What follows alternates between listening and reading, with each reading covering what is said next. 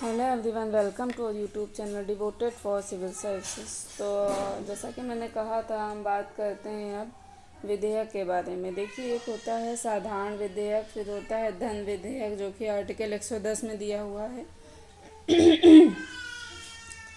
ठीक है ना। फिर होता है वित्तीय विधेयक और फिर होता है संविधान संशोधन विधेयक आर्टिकल 368। ठीक है ना। तो अब हम बात करते हैं सबसे पहले साधारण विधेयक के बारे में। ये क्या होता है, संसद के किसी भी सदन में प्रस्तुत किया जा सकता है, और जिस सदन में मतलब प्रस्तुत किया जाता है वहाँ पर ये क्या होता है, विधेयक 3 वाचन से होकर गुजरता है।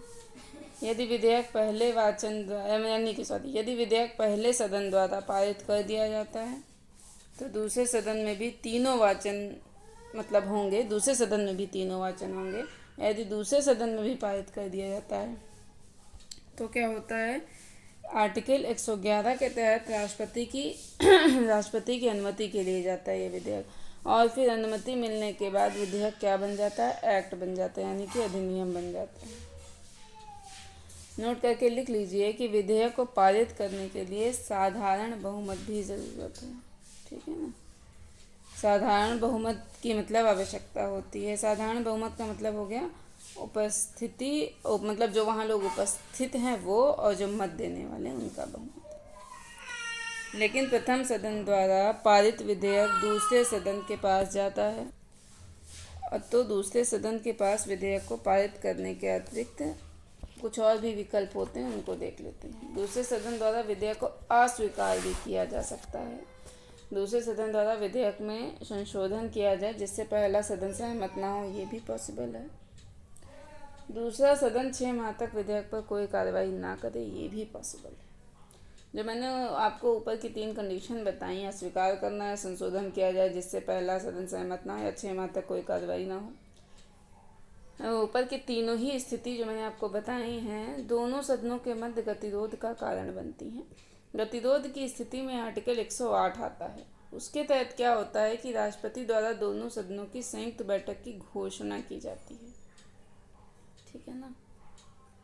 जिसकी अध्यक्षता कौन करता है, ध्यान रहे, आर्टिकल 108 के तहत राष्ट्रपति जो है घोषणा करेंगे कि संयुक्त बैठक अब हम इस विधेयक के तहत ला रहे हैं, या आएगा, मतलब फिर क्या होगा कि अध्यक्षता इसकी कौन करेगा, लेकिन लोकसभा का स्पीकर करता है। आप लोग को ये ना रहे कि घोषणा राष्ट्रपति करता है तो अध्यक्षता भी राष्ट्रपति करता है, ऐसा बिल्कुल भी नहीं। अध्यक्षता लोकसभा का जो अध्यक्ष होता है या जो स्पीकर होता है वो करता है।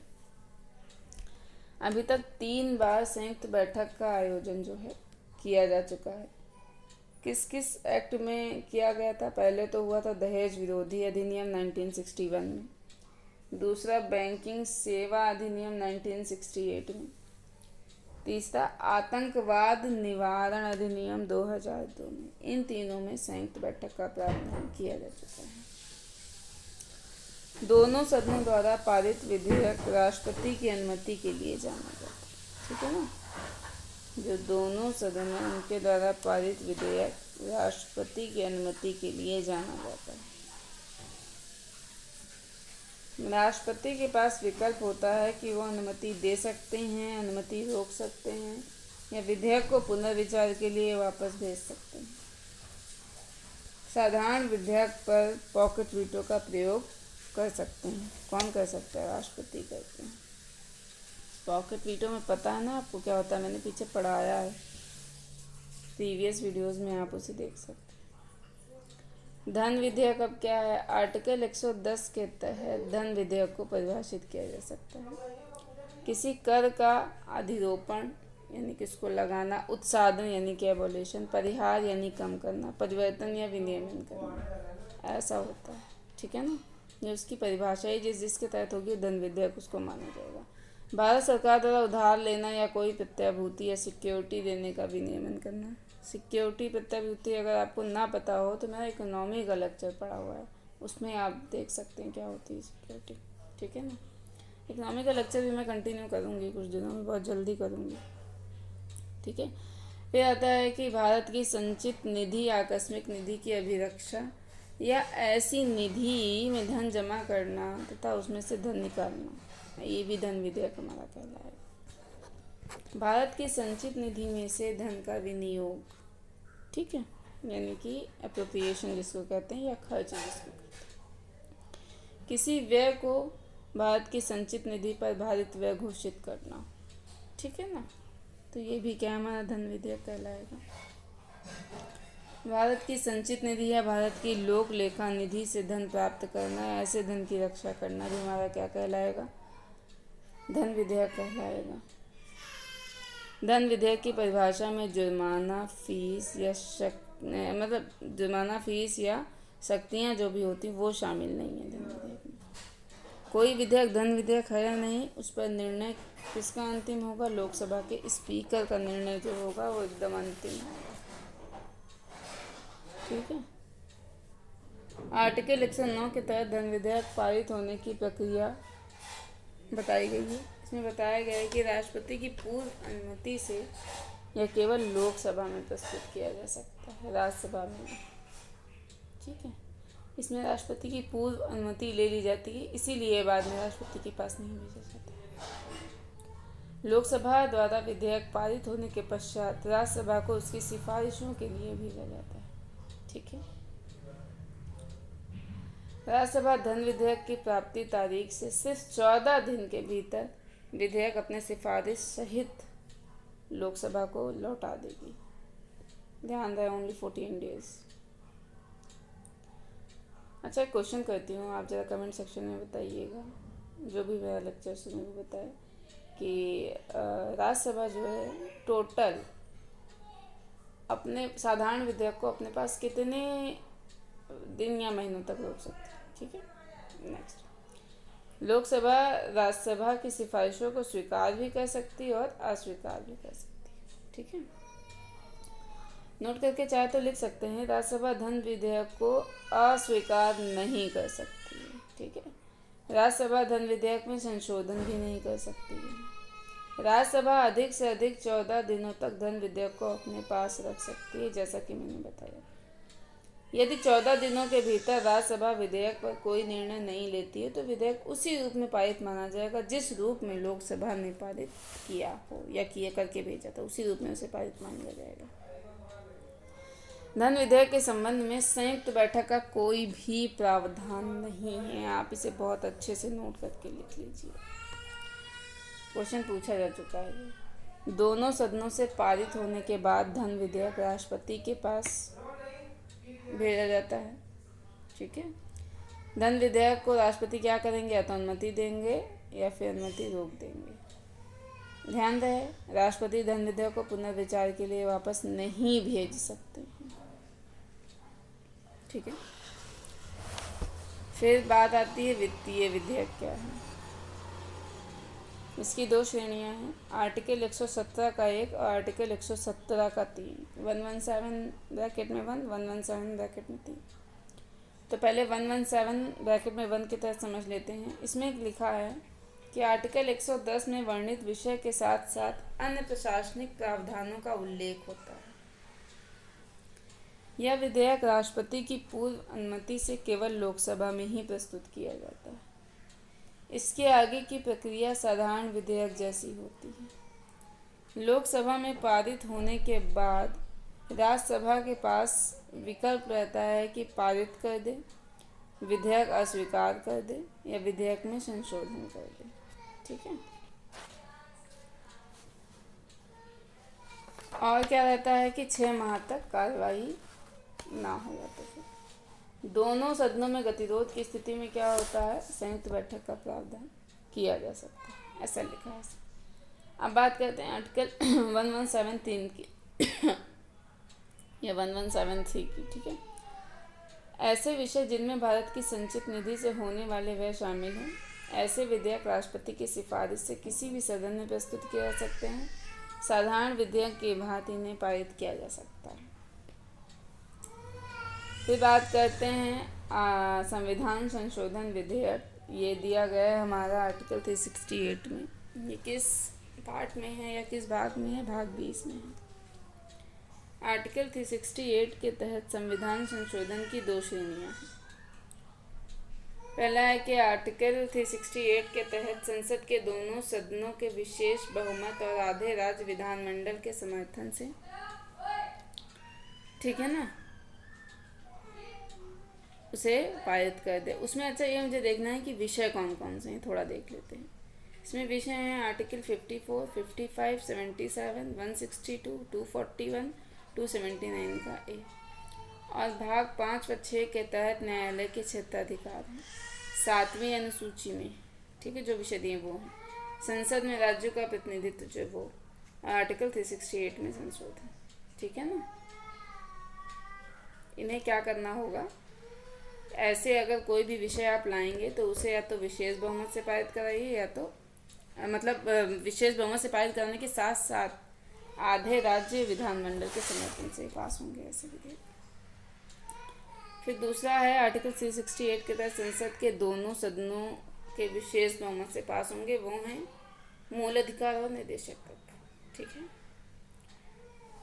फिर बारी आती है कि नोट करके लिख लीजिए, संविधान संशोधन की एक अन्य तीसरी श्रेणी है जिसका उल्लेख आर्टिकल 368 में नहीं दिया है।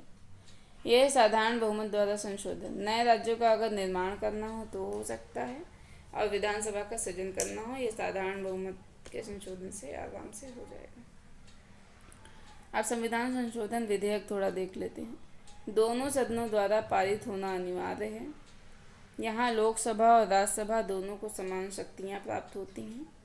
इसे किसी भी सदन में प्रस्तुत किया जा सकता है।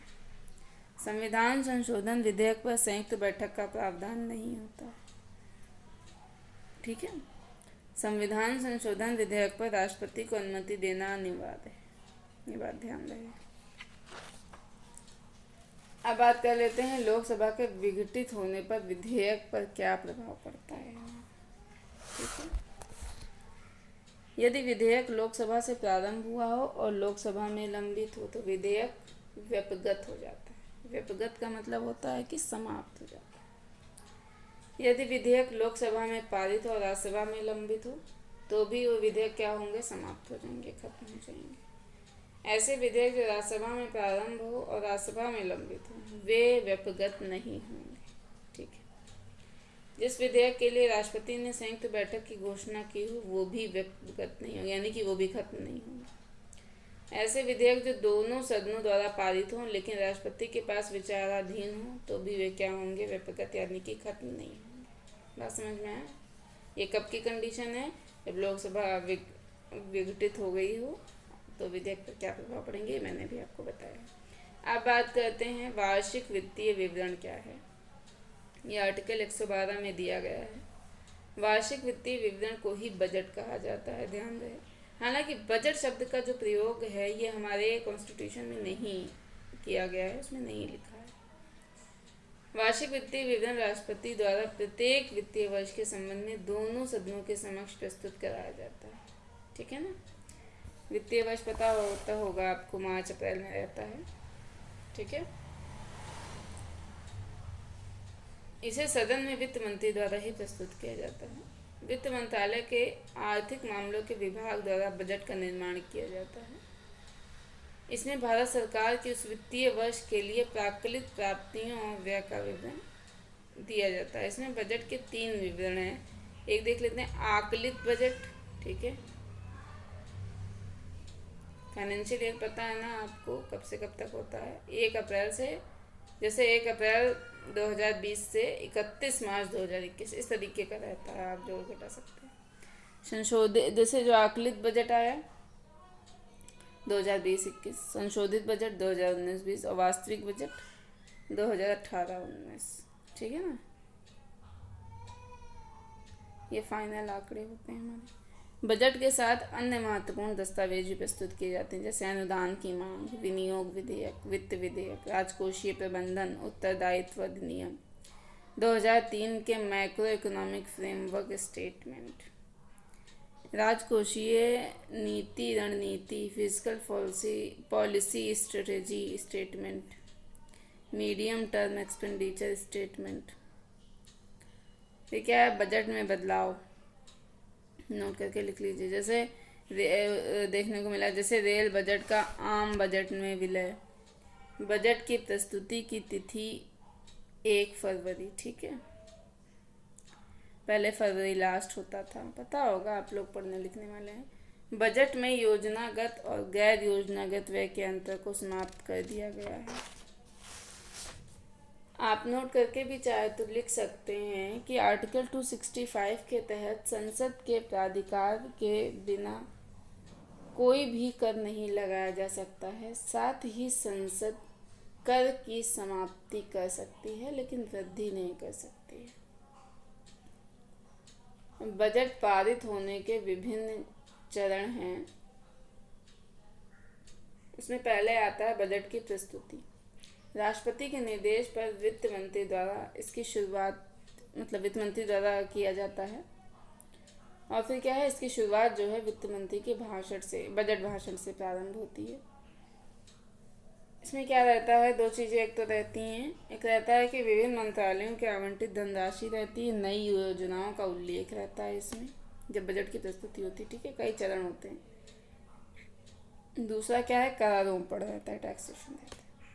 दूसरा फिर आता है सामान्य चर्चा रहती है, जो कि अगले 3-4 दिनों तक चर्चा में रहता है। फिर उसके बाद में सदन को अगले 3-4 सप्ताह के लिए स्थगित कर दिया जाता है। तीसरा फिर क्या रहता है कि विभागीय समितियों द्वारा जांच की जाती है, अनुदान की मांग की जांच और उस पर सिफारिश। चौथा क्या रहता है, अनुदान की मांगों पर मतदान होता है। जैसे विभागीय समितियों की अनुशंसा के आधार पर अनुदान की मांग पर लोकसभा में मतदान होता है, ठीक है। नोट करके लिख लीजिए, अनुदान की मांगों पर मतदान राज्यसभा में नहीं होता लेकिन चर्चा होती है, ठीक है। इसी दौरान लोकसभा में विपक्षी दल द्वारा अनुदान की मांग के संदर्भ में कटौती प्रस्ताव लाया जाता है।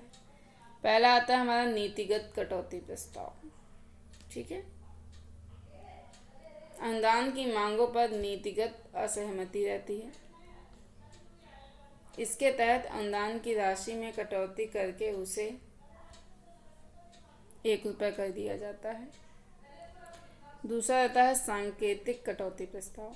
इसके तहत अनुदान की मांग की कुल राशि में 100 रुपये की कटौती कर दी जाती है।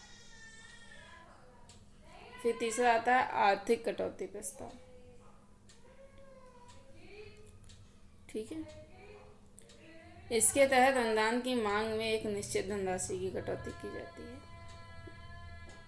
नोट करके लिख लीजिए, कटौती प्रस्ताव केवल लोकसभा में लाया जाता है। यदि वह प्रस्ताव पारित हो जाता है तो इसे मंत्रिपरिषद के विरुद्ध अविश्वास के रूप में देखा जाता है, ठीक है। फिर पांचवा आता है विनियोग विधेयक का पारित होना। इसके तहत संसद द्वारा सरकार को धनराशि के विनियोग के लिए प्राधिकृत किया जाता है। इस विधेयक में लोकसभा द्वारा स्वीकृत अनुदान की मांग और भारत की संचित निधि पर भारित व्यय शामिल होते हैं। यह विधेयक धन विधेयक की भांति ही लोकसभा में प्रस्तुत किया जाता है और उसी भांति पारित किया जाता है। फिर क्या रहता है, वित्त विधेयक। छठा है वित्त विधेयक। या बजट पारित होने की प्रक्रिया में अंतिम विधेयक इसे केवल लोकसभा में अंतिम विधेयक होता है, इसे केवल लोकसभा में प्रस्तुत किया जाता है। इसी को अम्ब्रेला बिल भी कहते हैं। अब कुछ हमारे अन्य अनुदान हैं, उनको देख लेते हैं। लेखा अनुदान, जैसे इसमें क्या रहता है कि बजट की प्रस्तुति के समय ही पेश किया जाता है। अग्रिम धनराशि के रूप में बजट पारित होने की पूर्व जरूरत रहती है। कुछ प्राकृत राशि का जैसे 1/6 भाग। फिर आता है दूसरा है इसमें अनुदान, अनुपूरक अनुदान। यह आर्टिकल 115 में दिया गया है। यदि किसी वित्तीय वर्ष के लिए व्यय की जाने वाली प्राधिकृत राशि उस प्रयोजन के लिए अपर्याप्त पाई जाती है, ठीक है ना, तब वो अनुपूरक अनुदान होता है। अतिरिक्त अनुदान क्या है, यदि किसी वित्तीय वर्ष के दौरान कोई नई सेवा पर धनराशि की जरूरत हो जिसकी कल्पना बजट निर्माण के समय न की गई हो। फिर क्या है कि अधिक अनुदान है, आर्टिकल ये भी 115 के तहत आता है। यदि किसी वित्तीय वर्ष के दौरान किसी सेवा पर निर्धारित धनराशि से अधिक खर्च हो जाए तो उसे अधिक अनुदान कहते हैं। अपवादानुदान क्या है? Exceptional grant. यदि कोई अनुदान किसी वित्तीय वर्ष की चालू सेवा का भाग न हो, बताया ही ना गया हो कि खर्चा करना है, तो ये जैसे मान के जो कोई पुराना प्रोजेक्ट चल रहा है, उसमें पैसे कम पड़ गए हों, तो इस बार पैसे अगर देने हों तो यही हो जाएगा अपवादानुदान। ठीक है, इस तरीके का सीन। प्रत्यायानुदान यानी कि वोट ऑन क्रेडिट, आर्टिकल 116 में दिया गया है। जब किसी सेवा के महत्व या उसके अनिश्चित रूप के कारण उसे वार्षिक वित्तीय विवरण में वर्णित न किया गया हो, तो ऐसे अप्रत्याशित मांग की आपूर्ति के लिए इसे लाया जाता है, जैसे रॉ हो गया, आईआईबी, खुफिया एजेंसी, इस टाइप की चीज़ें। ठीक है, अब बात करते हैं, कुछ क्वेश्चंस हैं, इनके बारे में बात करते हैं। तो बेहतर होगा इस लेक्चर में ना बात की जाए, क्योंकि फिर हो नहीं पाएगा। ठीक है, ठीक है, मिलते हैं नेक्स्ट लेक्चर में। देखते रहिए devoted for civil services. Thank you.